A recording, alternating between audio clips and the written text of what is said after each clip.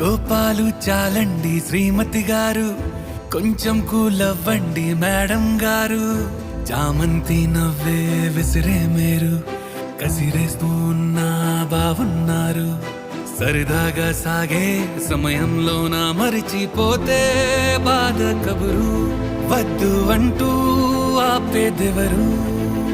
కోపాలు చాలండి శ్రీమతి గారు, కొంచెం కూలవ్వండి మేడం గారు.